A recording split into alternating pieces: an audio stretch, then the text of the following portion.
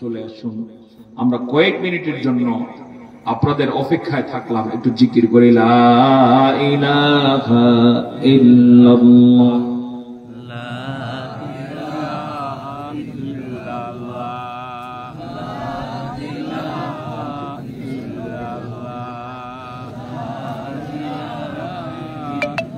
لا إله إلا الله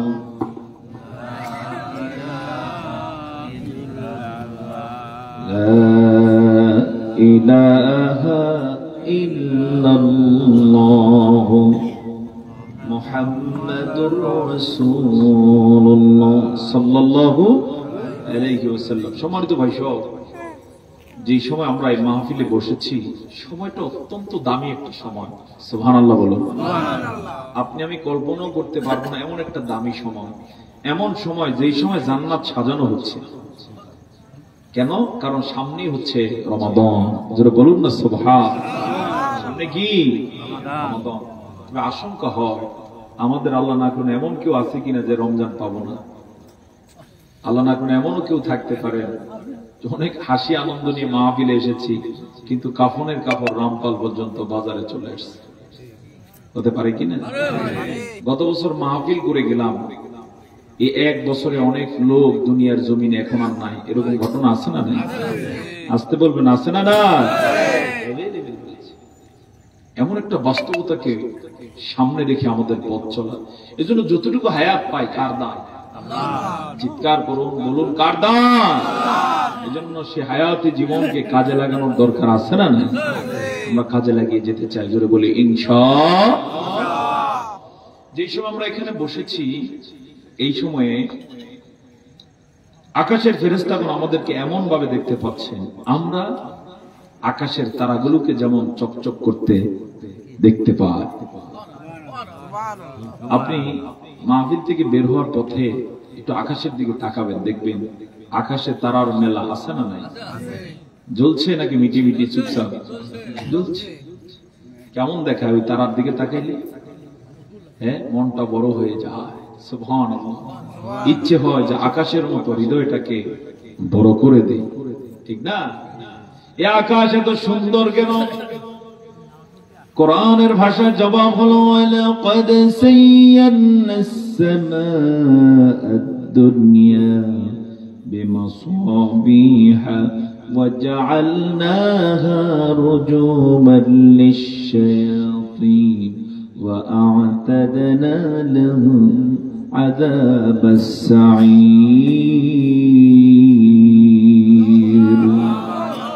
এই আকাশকে আল্লাহ তাআলা সাজিয়েছেন। তিনি বলছেন ওয়ালাকাদ সাইয়্যানাস সামাআদ দুনিয়া, আমি আকাশকে সুশোভিত করেছি, এই দুনিয়ার আকাশকে বিমাসাবিহা তারকারাজির দ্বারা। সেখানে তারার মেলা আছে। আমাদের যে পৃথিবী, এই পৃথিবী কি বিরাট বড়, কিন্তু পৃথিবীর চেয়েও 13 লক্ষ গুণ বড় হলো সূর্য। এই সূর্যের চেয়ে কোটি কোটি বড়, 1 কোটি কোটি গুণ বড় হলো এক একটা তারা। সেই তারকা আছে পৃথিবীতে যেই পরিমাণ বালি, তার চেয়ে বেশি পরিমাণ তারা আছে মহাশূন্যের মধ্যে, আকাশে। এগুলো দিয়ে আল্লাহ তাআলা দুনিয়ার আকাশকে সাজিয়েছে। বুঝতে পারতেছেন আল্লাহ তাআলার ক্ষমতা? চিৎকার করে বলুন আল্লাহু আকবার। তো রাতের বেলা তারার মেলার সেই আকাশ যত সুন্দর দেখায়, নবীজি হাদিসে বলেছেন দুনিয়ার কোন জমিনে কোন ময়দানে যদি আল্লাহর কোন গোলাম কোরআন থেকে তেলাওয়াত করেন, অন্যরা তেলাওয়াত শুনে, তাদেরকে আসমানের ফেরেশতারা দুনিয়াবাসী যেমন আকাশের তারকাগুলোকে মিটি মিটি জ্বলতে দেখে, আসমানের ফেরেশতারা ওই মজলিসের লোকগুলোকে এরকম চকচক করতে দেখে। আমরা এখন বলছি যে যেখানে আছি আমাদেরকে তারার মতো ফেরেশতারা দেখতে পাচ্ছে। বুঝতে পারতেছেন আপনার আমার মর্যাদা? চিৎকার করে বলে আল্লাহু আকবার। কোরআনের সাথে থাকতে রাজি আছি তো ইনশাআল্লাহ? আজকের ময়দান পর্যন্ত নাকি সারা জীবন? কারা কারা সারা জীবন থাকতে রাজি? হাত তুলে। সত্য কথা? মাশাআল্লাহ, লিল্লাহি তাকবীর। তাহলে কোরআন ছাড়া অন্য কোন দিকে আর আমরা যাব না। আল্লাহ তাআলা কবুল করুন। সকলে বলুন আল্লাহুম্মা আমিন। আমি মূল আলোচনায় যেতে চাই, আমার সাথে একটু দোয়া পড়ুন। রব্বিশরাহ লি সাদরি ওয়া ইয়াসসির লি আমরি ওয়াহলুল উকদাতাম মিন লিসানি ইয়াফকাহু কওলি। সম্মানিত ভাই সব রামপালবাসী, আমি আপনাদের সামনে মহাগ্রন্থ আল কোরআনুল কারীমের ঐতিহাসিক সূরা বিসমিল্লাহ সারা সূরা সূরাতুত তাওবার একটা আয়াত তেলাওয়াত করেছি। আল্লাহ তাআলা যদি তৌফিক দেন সে আয়াতকে কেন্দ্র করে কিছু কথা বলে যেতে চাই। সকলে বলি আবারও ইনশাআল্লাহ। ওমা তৌফিকি ইল্লা বিল্লাহ। আমি শুরুতেই জানতে চাই, আমাদের যে জান, আমাদের যে মাল, এগুলোর মালিক কি আমরা না অন্য কেউ? মাশাআল্লাহ, আলোচনা আপনারা বুঝবেন শতভাগ। জোরে বলি ইনশাআল্লাহ। আমাদের জান মালের মালিক কে? কোন সন্দেহ নাই এটার মালিক যে তিনি। জোরে বলুন সুবহানাল্লাহ। যে প্রাণ আমাদের আছে, এটা নিয়ে যদি ব্যাখ্যা শুরু করি রাতকে রাত কেটে যাবে। দীর্ঘ আলোচনা না গিয়ে শুধু এতটুকু বলবো, আমরা যে যে বয়সের আজকে আছি, এই বয়সের বহু লোক আজ কবরে আছে না না। আমার এক বন্ধুর কথা প্রায় মনে পড়ে। আমরা যখন ক্লাস 5-এ পড়ি, স্কুলে বৃত্তি দিব একসাথে, বৃত্তির জন্য স্যাররার নাম নিলেন। হঠাৎ করে এক রাতে আব্বু এসে জানালেন যে তোমাদের সাথে হাসান গাড়ি অ্যাক্সিডেন্টে মারা গিয়েছে। রাতের ঘুম হারাম হয়ে গেল। সকালে এসে দেখি তাকে 50 হাত গাড়ি চাকায় পিষ্ট করে এরপরে ওই যে পিষিয়ে নিয়ে গেছে। সকাল 10টার দিকে মনে হলো যেন শুটকি মাছের যেরকম শুটকি হয়ে থাকে রাস্তার মধ্যে, তার মাংস তার চামড়া হয়ে শুটকি হয়ে আছে, আর যতটুকু ছিল এটা হসপিটালে নেওয়া হয়েছে। চলে যেতে পারতাম নাকি পারতাম না? আল্লাহ আমাদেরকে নিতে পারতেন নাকি পারতেন না? না নিয়ে যিনি রেখে দিয়েছেন তিনি কে? আবার এমন ভাবনার কোন সুযোগ নাই যে আমি চিরস্থায়ী। মানুষ কি কোনদিন চিরস্থায়ী হতে পারে? কথা বলুন, হতে পারে কি? যত রাজা হোক, মহারাজা হোক, ক্ষমতাধর হোক, মরণ আছে না না। পৃথিবীতে কেউ স্থায়ী হয় না, হোক না সে ফেরাউন কিবা নমরুদ। কেউ ভবে চিরদিন রয় না, কেউ ভবে চিরকাল রয় না। বাস্তব নাকি অবাস্তব? কেউ এখানে চিরকাল থাকার সুযোগ। আমার বন্ধুগণ, যে হায়াত আমরা পার করতেছি, এটা আল্লাহ আমাদেরকে বিশেষ সম্পদটা তিনি কিনে নিয়ে গেছে আর বিনিময় রেখে দিয়েছেন তার মহান জান্নাত। চিৎকার করে বলুন সুবহানাল্লাহ।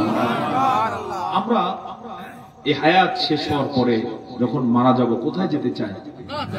অবশ্যই কোথায়? জান্নাতে। চিৎকার করে বলুন কোথায়?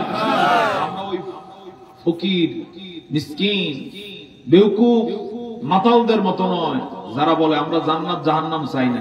আছে না না এরকম? কিন্তু আমরা মুসলিম যারা আছি, ইমানদার যারা আছে, আমাদের স্বপ্ন কি? আমরা কি চাই? আমরা জান্নাত চাই, আমরা আল্লাহর ভালোবাসা চাই, আমরা রাসূলের সুন্নাহ মেনে আল্লাহর জান্নাতে সোজা চলে যেতে চাই। কথা বলুন ঠিক না? জান্নাত ছাড়া অন্য কোনো টার্গেট আমাদের আসেনি। কারণ আল্লাহর জান্নাত হচ্ছে সবচেয়ে আকর্ষণীয় স্থান। চিৎকার করে বলুন সুবহানাল্লাহ। এর চেয়ে আকর্ষণীয় কোন সৃষ্টি আল্লাহ তাআলা নাই। আল্লাহ তাআলার জান্নাত এত দামি, জান্নাতের মধ্যে এক একটা টাওয়ার হবে হাজার হাজার তলা, হাজার হাজার তলা বিশিষ্ট। এক একটা টাওয়ারের এক একটা তলার দূরত্ব হবে দুনিয়ার জমিন থেকে আকাশ পর্যন্ত যত ফাঁকা, তার চেয়ে বেশি ফাঁকা। সুবহানাল্লাহ। সেই জান্নাত সবুজ। কোরআনে সূরাতুর রহমানের বক্তব্য হচ্ছে মুদাহাম্মাতান, ঘন সবুজ, দেখতে কিছুটা কৃষ্ণ বর্ণের, ছায়া সুনিলি, বাগানে ভরপুর আল্লাহ তাআলার জান্নাত। এত সবুজ যে বেশি সবুজ হলে সেটাকে একটু কৃষ্ণ বর্ণ মনে হয়। আপনারা বুঝবেন ভালো। এই এলাকাতে রাস্তার দুই ধারে সবুজ গাছ আছে না নাই? দূর থেকে কেমন মনে হয়? সবুজ না একটু কালো কালো? জান্নাতে এগুলো জম কালো হবে, দেখতে অসাধারণ মনে হবে। জান্নাতে কোনো মাটি নেই, সেখানে সব হীরা মণিমাণিক্য দ্বারা সাজানো আছে। সুবহানাল্লাহ বলুন। জান্নাতের গাছগুলো হবে স্বর্ণের, পাতাগুলো ঝিরঝির করবে স্বর্ণের পাতা, পাতাগুলো ফল সহকারে ঝুঁকে থাকবে নিচের দিকে, আর যে শিকড় হবে শিকড় থাকবে উপরের দিকে। সুবহানাল্লাহ, কত এলাহি কাণ্ড যে বলে সেটা শেষ করা যাবে না। এজন্য হাদিসে কুদসিতে আল্লাহ তাআলা বলেছেন, মা লা আইনুন রাআত, আমি জান্নাতে যা রেখেছি কোন চোখ কোনদিন দেখে নাই, ওয়ালা উযুনু সামিআত, কোন কান কোনদিন শুনে নাই, ওয়ালা খাতারা আলা কলবে বাশার, কোন মানুষ কোনদিন কল্পনা করে নাই, এমন জমকালো দামি আয়োজন আমি জান্নাতের মধ্যে সাজিয়ে গুছিয়ে রেখে দিয়েছি। আমার বন্ধুগণ, আল্লাহ তাআলা সেই জান্নাতটা দেওয়ার জন্য তার ইমানদার বান্দা যারা আছেন তাদের থেকে জান আর মাল কেনার ঘোষণা দিয়েছেন, বিনিময়ে রেখে দিয়েছেন তার সেই জান্নাত। এজন্য জান্নাত প্রাপ্তির জন্য জান মাল আল্লাহকে দিতে রাজি আছে কিনা? ইনশাআল্লাহ রাজি নাই। কে কে হাত তোলে? শুধু একজন রাজি নেই, বুঝলেন? জান মাল আল্লাহকে দিতে রাজি আছে কিনা? ইনশাআল্লাহ। যদি আল্লাহ তাআলার পক্ষ থেকে এই মুহূর্তে ঘোষণা থাকে যে আল্লাহকে জানটা এখনই দিতে হবে, কে কে দিতে পারবে? হাত তোলেন তো।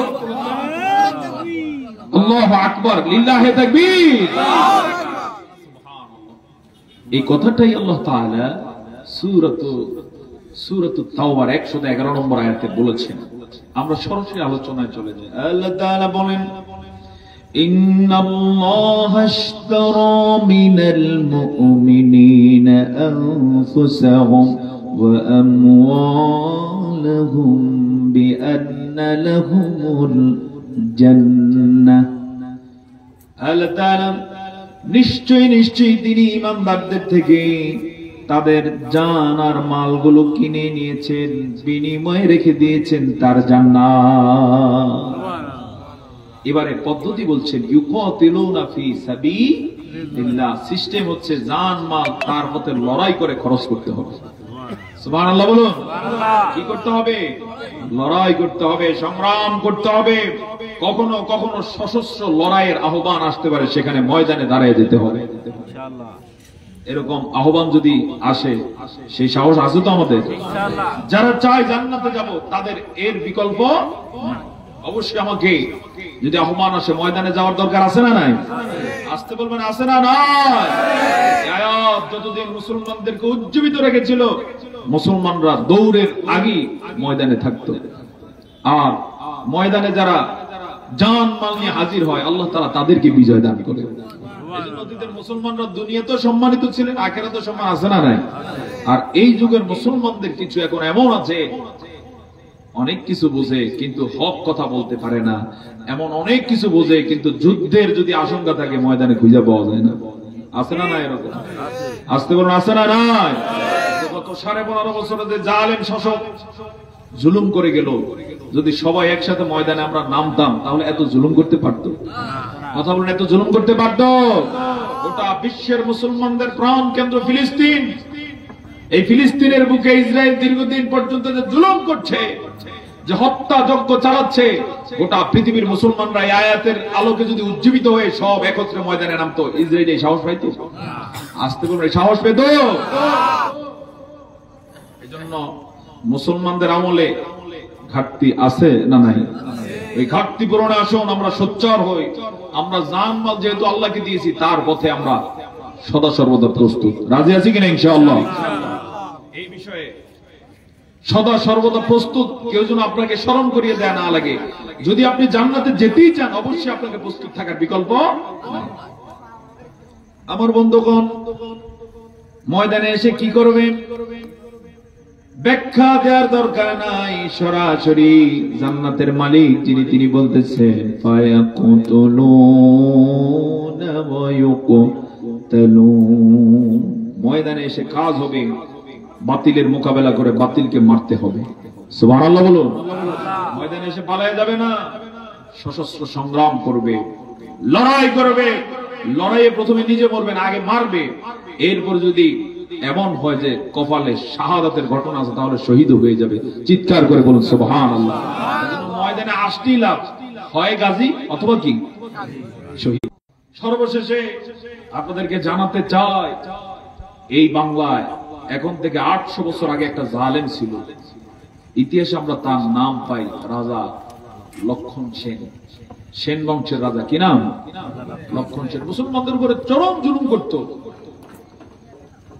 মুসলমান একজন বীর, যার নাম ইতিহাসে আমরা পেয়েছি তুর্কি বীর, ওনার নাম হচ্ছে ইখতিয়ার উদ্দিন মোহাম্মদ বখতিয়ার খিলজি রহমতুল্লাহ আলাইহি। উনি পরে সিদ্ধান্ত নিলেন জোরে শায়েস্তা শোনার সাথে সাথে রাজ সিংহাসন থেকে পালিয়ে বাংলাদেশের ঢাকার বিক্রমপুর দিয়ে কোথায় যে গেছে আর খুঁজে পাওয়া যায় না। সুবহানাল্লাহ বলবেন না? এজন্য মুসলমানরা বীরের জাতি না পরাজিত জাতি? আসতে পারে বীরের না পরাজিত?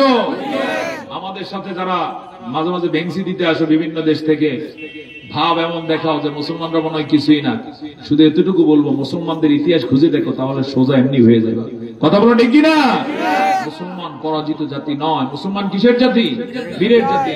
মুসলমান ময়দানে নামলে সংখ্যার দিকে খেয়াল করে না, খেয়াল করে কার উপরে? এই জন্য মুসলমানের সংখ্যা যাই হোক না কেন, তাদের বিজয় আছে না নাই? আসতে বলুন আছে না নাই? সে বিজয়ের সূচনায় মুসলমানরা মারবে না মরবে? কথা বল, মারবে না মরবে? এটাই হচ্ছে ইতিহাস। সুবহানাল্লাহ। 17 জনের মোকাবেলা করতে পারে না রাজা লক্ষণ সেন। আরেকটু আগে যদি নিয়ে যায় আপনাদেরকে, বদরের ময়দানে রাসূল করিম সাল্লাল্লাহু আলাইহি ওয়াসাল্লামের হিজরতের দ্বিতীয় বর্ষে বদরের ময়দানে মুসলমান ছিলেন 313 জন। কাফের আবু জাহেলের নেতৃত্বে এসেছে 1000। যুদ্ধ যখন লাগছে, মুসলমানদের মাইরের কাছে আবু জাহেলরা টিকতে পারে না। আবু জাহেল শহরে 70টা যুদ্ধে কি মারা যায়। সুবহানাল্লাহ বলবেন না? আরো 70টা যেগুলো বেশি লাভালাভি করে আসছিল, ওদেরকে গ্রেফতার করা হয়। মোট কয়জন গেল?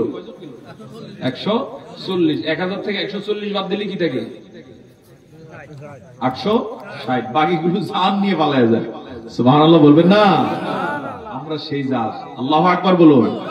মুসলমানদের রক্ত আমাদের শরীরে আছে না নাই? এরপরে ইখতিয়ার উদ্দিন মোহাম্মদ বখতিয়ার খিলজির রক্ত আমাদের শরীরে আছে না নাই? এর উৎস কোথায়? উৎস কোরআনের আয়াত। আমরা ময়দানে নামলে না মেরে কখনো ময়দান থেকে রিটার্ন করি। আল্লাহ তাআলা বলছেন ফায়াকতুলুন, হত্যা করবা, ওয়ায়ুকতালুন, প্রয়োজনে শাহাদাত বরণ করবা, এরপর পিছু হটা যাবে। আমার বন্ধুগণ, এক্ষেত্রে যুদ্ধের ময়দানে যদি কখনো শাহাদাতের ঘটনা ঘটে, নবীজি সুসংবাদ দিয়েছে, যুদ্ধের ময়দানে কেউ যদি শহীদ হয়ে যায়, লোকেরা দেখতে পারে হয়তোবা তাকে জবাই করে দেওয়া হয়েছে, মাথায় কোপ দেওয়া হয়েছে, হয়তোবা গুলি করে মগজ বের করে ফেলা হয়েছে। নবীজি বলেন, শাহাদাতের মৃত্যুগুলো একটা পিপিলিকা, ছোট্ট একটা পিঁপড়া যদি কাউকে কামড়ায় যেমন ব্যথা পাওয়া যায়, শাহাদাতের ঘটনার সময় এতটুকু ব্যথাও শহীদ পায় না। সুবহানাল্লাহ। কেন? কারণ সে যেহেতু আল্লাহর পথে সংগ্রামের জন্য এসেছে, আল্লাহ তাআলা তার জন্য সহজ করে দেন।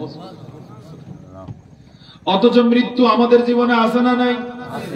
নবীজি বলেছেন, মৃত্যুর সময়ে মানুষ এত ব্যথা পায়, কেউ যদি শহীদ না হয়ে নরমাল মৃত্যুবরণ করে, নবীজি বলেছেন, একটা জ্যান্ত ছাগলের পিঠ থেকে, শরীর থেকে চামড়া খসানোর সময়, জ্যান্ত চামড়াটা খসানোর সময় ছাগল যেমন ছটফট করে, যাদের মৃত্যু হয় নরমাল, তাদের জীবনটা এভাবে ছটফট করতে করতে মৃত্যু হয়।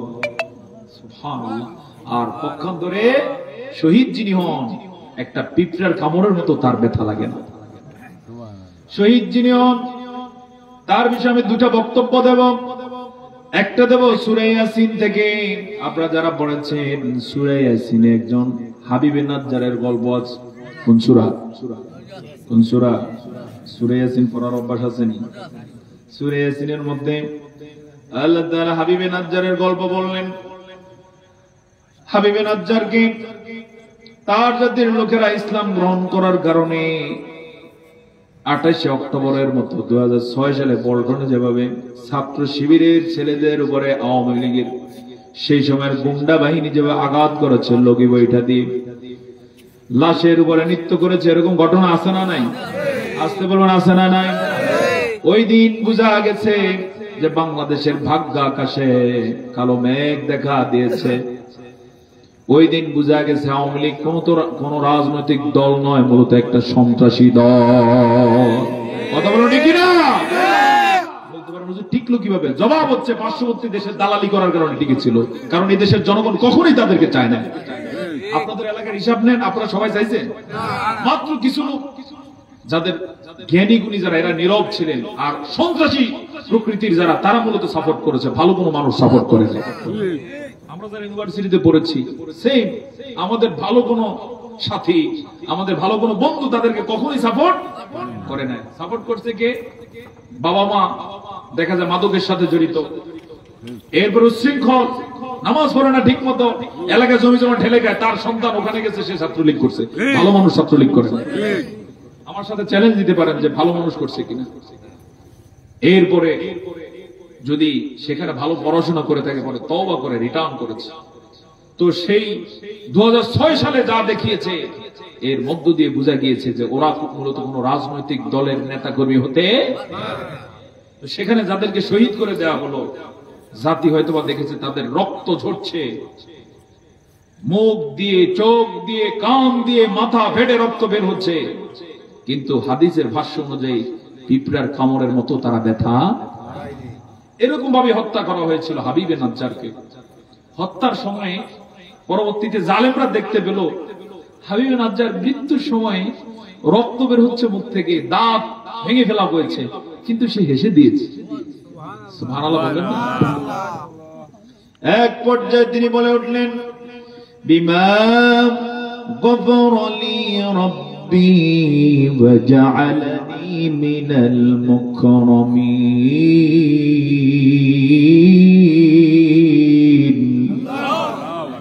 তিনি বলে উঠলেন, ও আমার জাতি, ইয়া লাইতা কওমি, হে আমার জাতি, তোমাদের জন্য আফসোস, তোমরা আমার প্রতি যে জুলুম করেছো, জুলুম করার কারণে তোমাদের কিসমত ধ্বংস হয়েছে, ধ্বংস করে দিলেন কে? আর আমাকে তোমরা হত্যা করে এভাবে ফেলে দেওয়ার কারণে আমার রব আমার জীবনের সব গুনাহ মাফ করে দিয়েছে। এবং ওয়া জাআলানি মিনাল মুকরামিন, সূরা ইয়াসিন। এবং আমার রব আমাকে মাফ করে দিয়ে যুগে যুগে শহীদ হয়ে যারা সম্মানিত হয়েছে, তার বিশাল জান্নাতের মেহমান যারা হয়েছে, আমার মতো ক্ষুদ্র হাবিবকে আল্লাহ তাআলা তাদের অন্তর্ভুক্ত করে দিলে। হাদিসে এসেছে, আয়াতের তাফসীরে, তার শাহাদাতের সময়ে আল্লাহ তাআলা ফেরেশতাদেরকে বললেন, হাবিবকে দেখিয়ে দাও কোন জান্নাতে তাকে এখন রাখা হবে। সুবহানাল্লাহ বলুন। তো আমার বন্ধুগণ, এটা গেল একটা উদাহরণ। কোরআন থেকে আরেকটা গল্প বলবো। আজকের যে আফগান, এই আফগানিস্তানে রাশিয়ার সাথে যখন লড়াই চলতেছিল, সেই সময়ের একটা ঘটনা। রাশিয়ার সাথে মুসলমান মুজাহিদরা লড়াইকালীন সময়ে এক জায়গায় অনেক মুজাহিদ জড়ো হয়ে লড়াই করতেছিলেন। এমন সময় মুসলমানদের উপরে ক্রাশ ফায়ার করা হলো, সব লুটিয়ে পড়লেন। এর সাথে একজন মুজাহিদ তিনিও লুটিয়ে পড়লেন। এক পর্যায়ে দেখা গেল সব শহীদ হয়ে গেলেন, কিন্তু তিনি বেঁচে গেলেন। তিনি যখন ওই ব্রাশ ফায়ারে সবার সাথে নিজ আঘাতপ্রাপ্ত হলেন, পড়ে গেলেন, এমন সময়ে ওই যে রেড ক্রিসেন্ট সোসাইটির লোকেরা ময়দানে কারা কারা বেঁচে আছে তাদেরকে ট্রিটমেন্ট দেওয়ার জন্য খুঁজতেছিলেন। সেখানে যে লোককে পেলেন, এই লোকটা গুলি খেয়ে বেহুশ হয়ে পড়ে গেছে, কিন্তু ওই সোসাইটির সদস্যরা দেখতে পেলেন তিনি তখনও তার জিহ্বা দিয়ে ঠোঁট কামড়ে কামড়ে চাটতেছেন, এরকম মনে হচ্ছে চকলেট খাচ্ছেন। এমন অবস্থায় তাকে ওখানে প্রাইমারি ট্রিটমেন্ট দিয়ে হসপিটালে নেওয়া হলো। লোকটা আস্তে আস্তে করে সুস্থ হয়ে উঠলেন। পরে রেড ক্রিসেন্ট সোসাইটির লোকেরা জিজ্ঞেস করলেন, আপনি এমনটা করেছেন কেন? উনি বললেন, আমি দেখতে পেলাম আমার সাথীরা সহকারে একসাথে যখন বোমার আঘাতে আমরা পড়ে গেলাম, ধবধবে সাদা পোশাক পরিহিত, জামা পরিহিত একদল লোক কোত্থেকে যেন চমৎকার স্বর্ণের পেয়ালাতে করে মধু মিশ্রিত শরবত নিয়ে এসেছে, আমার সাথীদেরকে একে একে সবারে খাওয়াইলো, এরপর আমার মুখে একটু দিস। আমার মুখে লাগার সাথে সাথে অন্যরা বলল, এর এখনো সময় হয় না, এর দিও না। ওই যে মুখে একটু পেয়ালা লেগেছে, সেটা তো এত স্বাদ, যার কারণে আমি চকলেটের মতো চুষে চুষে খাচ্ছিলাম।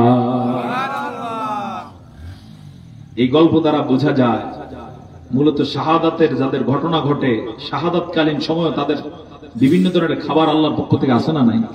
আসতে বলুন, আসে না? না।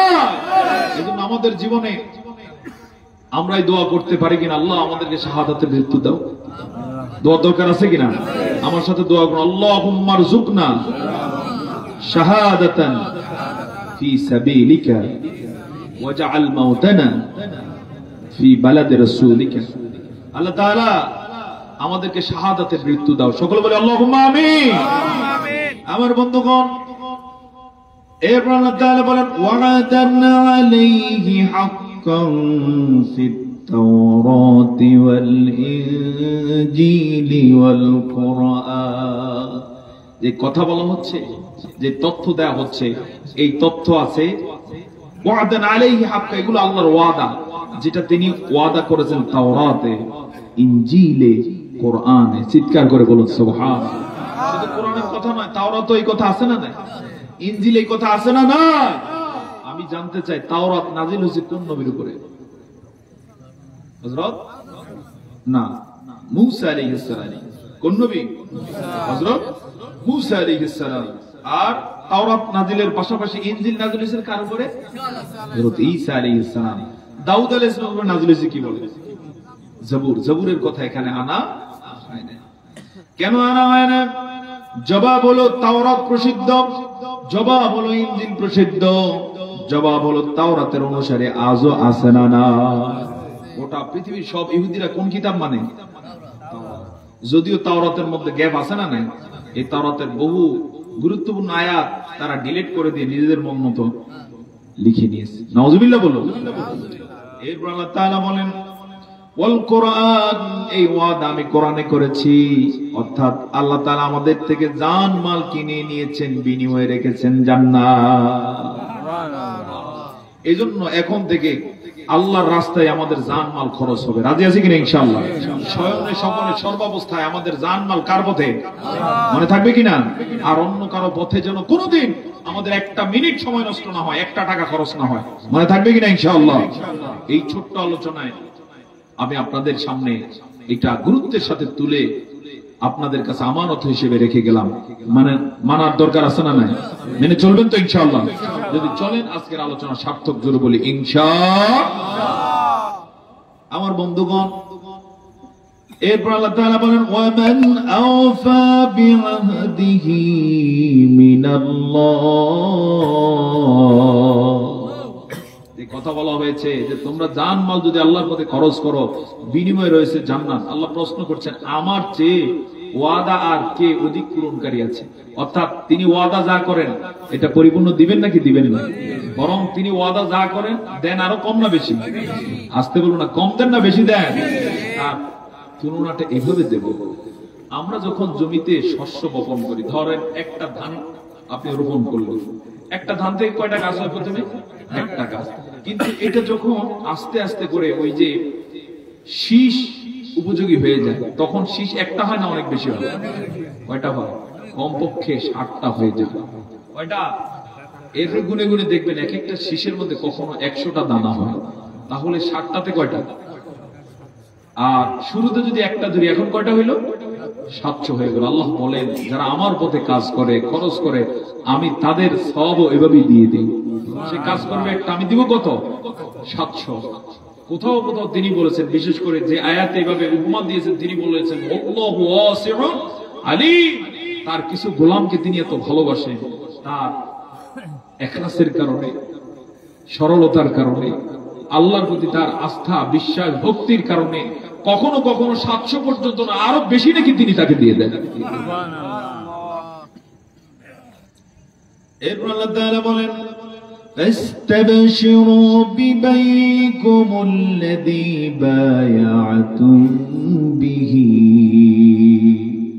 নবী গো ফাস্তাবশিরু আল্লাহ তাআলা বলেন তোমরা সুসংবাদ গ্রহণ করো যে বায়াত অঙ্গীকার করেছো যেমন আমরা অঙ্গীকার করেছি এখন থেকে জান মাল কার পথে খরচ হবে আল্লাহর পথে চিৎকার করে বলুন কার পথে খরচ হবে ইনশাআল্লাহ এইটা একটা অঙ্গীকার এই অঙ্গীকারের বিষয়ে আল্লাহ সুসংবাদ দিচ্ছেন যে আমার সাথে যে অঙ্গীকার করেছো অর্থাৎ তোমরা জান মাল আমার জন্য খরচ করবা সুতরাং বিনিময়ে আমি জান্নাত রেখে দিয়েছি সুসংবাদ নাও সুবহানাল্লাহ আজকে বাসায় গিয়ে বলবেন বাসায় যারা আছে যে আল্লাহকে জান্নাত দিব ওয়াদা করেছি সুতরাং আল্লাহ জান্নাত রাখছেন সে আলো কি মৃত্যু ছাড়া সহজে জান্নাতে যাওয়া যাবে